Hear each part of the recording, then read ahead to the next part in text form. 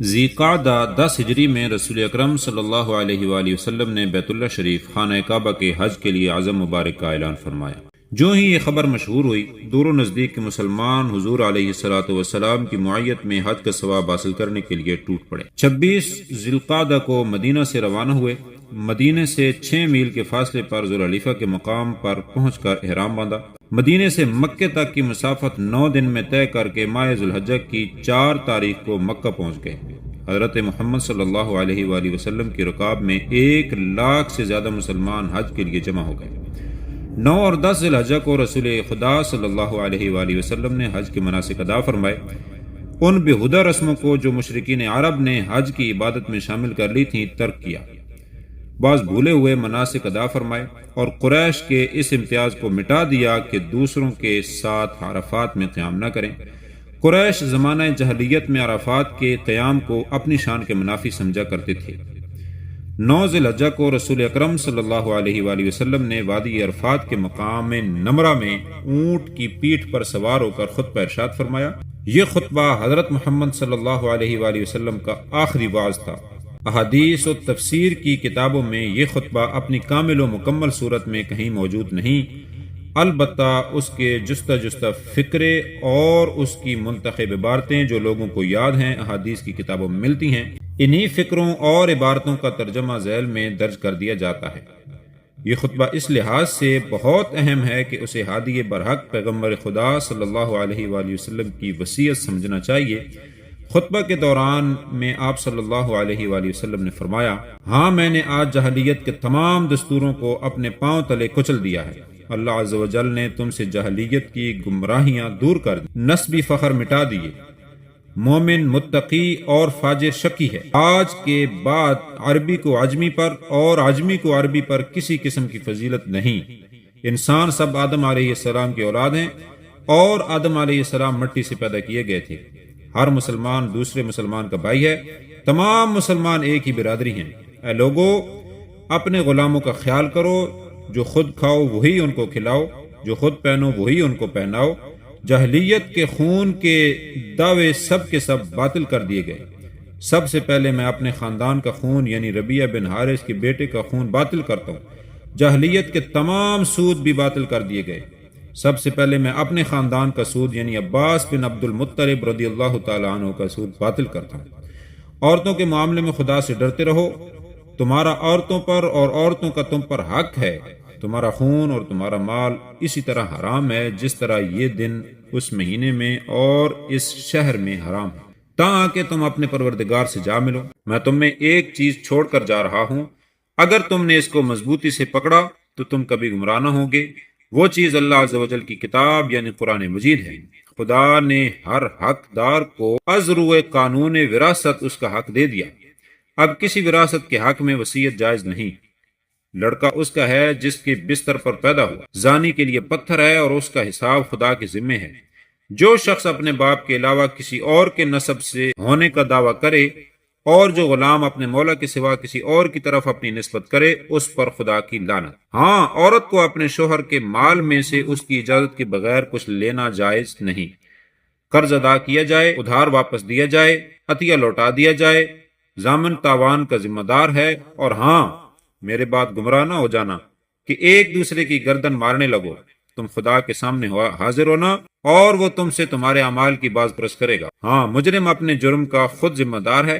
باپ کے جرم کا ذمہ دار بیٹا، بیٹے کے جرم کا ذمہ دار باپ نہیں۔ اگر کوئی ناک کٹا حبشی تمہارا امیر ہو اور وہ تم کو خدا کی کتاب کے مطابق لے چلے تو اس کی اطاعت و فرمانبرداری کرو۔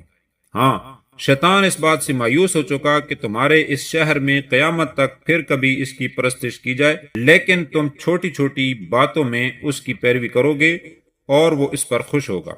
اپنے پروردگار کی عبادت کرو، 5 وقت کی نماز پڑھو، مہینے کے روزے رکھا کرو اور میرے احکام کی اطاعت کرو، خدا کی جنت میں داخل ہو جاؤ گے۔ مذہب میں غلوب اور مبالغے سے بچے رہنا، کیونکہ تم سے پہلی قومیں اسی وجہ سے برباد ہوئیں۔ خطبہ دینے کے بعد رسول اکرم صلی اللہ علیہ وآلہ وسلم نے لوگوں سے مخاطب ہو کر پوچھا، ہاں کیا میں نے خدا کا پیغام سنا دیا؟ لوگوں نے جواب دیا نعم یا رسول اللہ، ہاں اے اللہ کے رسول صلی اللہ علیہ وآلہ وسلم۔ آپ صلی اللہ علیہ وآلہ وسلم نے فرمایا اے خدا تو گواہ رہی ہو۔ آپ صلی اللہ علیہ وآلہ وسلم نے پھر پوچھا تم سے خدا کے ہاں میری بابت پوچھا جائے گا تم کیا کہو گے؟ مسلمانوں نے عرض کیا کہ ہم کہیں گے کہ آپ نے خدا کا پیغام پہنچا دیا اور اپنا فرض ادا کیا۔ اس کے بعد آپ صلی اللہ علیہ وآلہ وسلم نے آسمان کی طرف 3 دفعہ انگلی اٹھا کر 3 دفعہ اے خدا تو گواہ رہی ہو کہا۔ جس روز رسول اکرم صلی اللہ علیہ وآلہ وسلم نے عرفات میں یہ خطبہ ارشاد فرمایا، اسی دن خدا کی طرف سے آپ کو وحی کے ذریعے حسب ذیل پیغام ملا، الیوم اکملت لکم دینکم واتممت علیکم نعمتی ورضیت لکم الاسلام دینا۔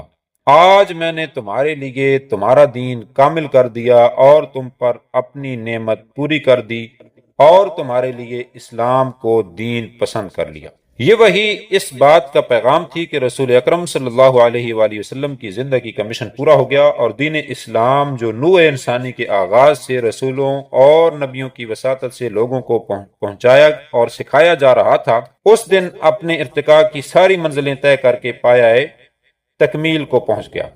رسول اکرم صلی اللہ علیہ وآلہ وسلم نے 13 ذی الحجہ تک مکہ میں قیام فرمایا اور 1-2 اور خطبے دیے جو انہی مضامین کے حامل تھے۔ خطبہ حج کے اختتام پر آپ صلی اللہ علیہ وآلہ وسلم نے تمام مسلمانوں کو الوداع کہا۔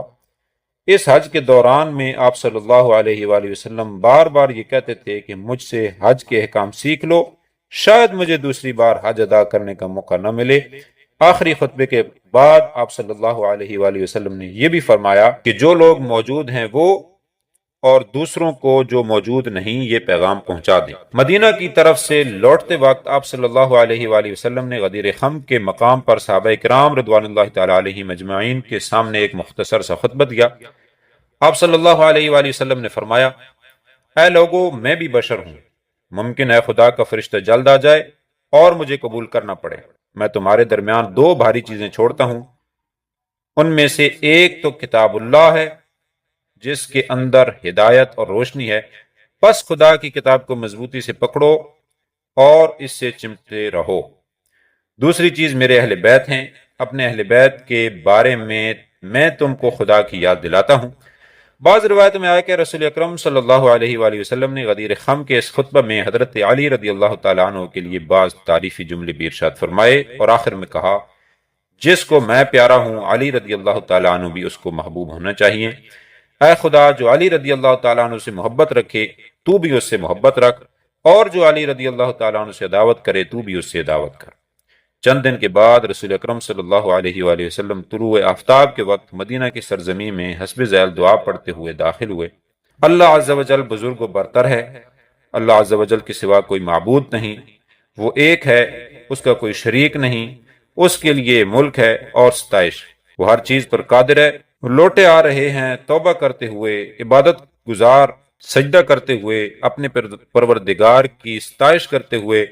اللہ عز و جل نے اپنا وعدہ سچا کیا اور اپنے بندے کی مدد کی، اس اکیلے نے جمعیاتوں کو شکست دی۔